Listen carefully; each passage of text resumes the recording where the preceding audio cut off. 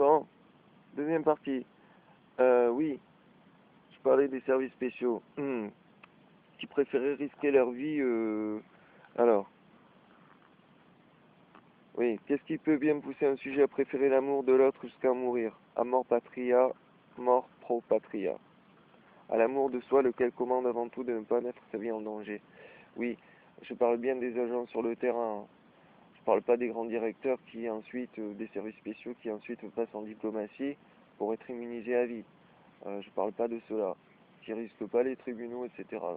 En 2050, les responsables, ah bah, ils auront disparu. Donc, le jour où l'éradication de la famine sera effectivement effectif, il n'y aura plus personne sur le banc des accusés. Voilà le truc. Donc, avec la nouvelle donne, les disciples de Gaïa Hacker, dont l'un s'est déjà annoncé, voilà, euh, ils ont la liste de toutes ces personnes intouchables, donc leur identité, etc., etc. Donc moi, je leur pose cette question. Euh, Puisque vous êtes plus immunisé, puisque vous risquez d'être mis sur Google, pas par moi, mais par les hackers, le jour J de ma disparition, vous avez plus l'immunité. Donc là où vous avez prétendu à mort patria, pro patria, euh, c'est comme l'agent sur le terrain. Du coup, vous risquez votre vie.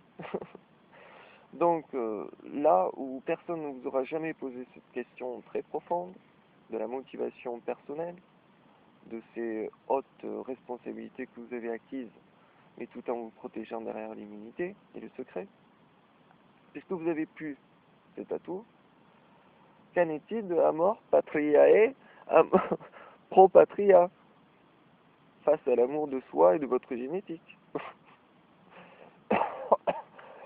Tiens, je m'étouffe. C'est une vraie question. Moi, je vais mourir par la pire des souffrances si vous ne m'assassinez pas avant, par la grève de la faim.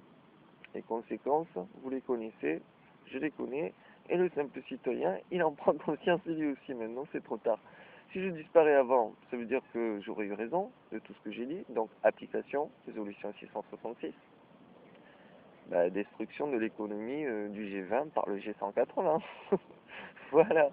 Grâce à l'aquaponie, les multipliés par les copyrights Gaïa, plus les mètres Qatar mais de soi, qui vont servir de la loi de Vienne. Et voilà. Voilà, vous avez rien vu venir. Moi, je vous dis, j'ai tout fait sincèrement. Hein. J'ai pas réfléchi, tout spontanément. Voilà. Je commence à comprendre ce que disaient tous les maîtres. Qu'il fallait développer, non pas la sagesse, mais l'énergie et la puissance. Tant qu'on avait... Parce que si j'avais eu 50 ans, jamais j'aurais fini la grève de la faim. Mais là, je suis en pleine puissance. Donc ma volonté plus le regard de l'autre me suffit amplement pour avoir le courage d'aller jusqu'à la fin de cette grève de la faim. Donc, votre seule solution pour limiter les dégâts, mais quand on revient à la question numéro 1, combien de disciples potentiels il a?